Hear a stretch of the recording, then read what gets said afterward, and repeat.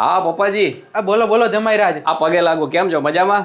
મજા મજા ને તમે થોડુંક જલ્દી બોલજો, હું પરસેવે નીતરું હું અત્યારે અહીંયા ફોન ગાને છે. હા તો હું તમને એ જ કહું, એસી નું તો કઈ કરાવો, આ ઉનાળો આવ્યો. અરે એનું જ વિચારું હું કે આ 1.5 ટનનું એસી લઈને એને નખવી દઉં અત્યારે હું.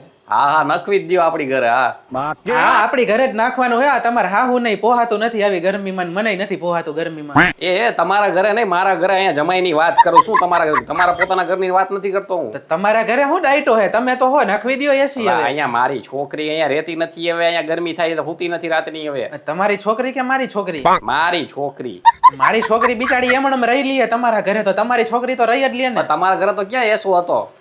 મારી ઘરે એસી નથી એની તો વાત કરું કે 1.5 ટનનું નાખવાનું વિચારું પોતાના હોલમાં. ઘરે 1.5 ટનનું નાખે, અહીંયા જમાઈને દેવાનું હોય. હવે અરે હું હોલમાં નાખી એટલે આખું ઘર ઠંડુ થઈ જાય, સેન્ટ્રલ એસી કરી નાખું છે.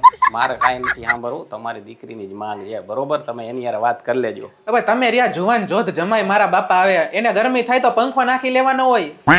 મને પંખામાં જમાઈને, મોટા જમાઈને તમે પંખામાં સમજાવો, નાના ને તો તમે 1.5 ટનનું આપી દીધું. હવે પોતાના ઘરમાં નખાવો. અમારી સામું તમારી નજર જાહે કે નહીં કોઈ દી? અરે અમારા સમયમાં એસી નહોતા, અમે શું કરતા, બાયુની ચુંદડી હોય ને એ ભીની કરીને ઓઢી લેતા, એટલે એસી જેવી ફિલિંગ આવે તમને. એવું કરો તમે. એ હું બોલો હો, બાયુની ચુંદડીયું ને આવું બધું બોલવાનું હે કાંઈ તમારે? હવે તો તમે ચુંદડી નો ઓઢતા, મારી દીકરીની હાડી ભીની કરીને ઓઢી લ્યો ત્રણેય એક હારે.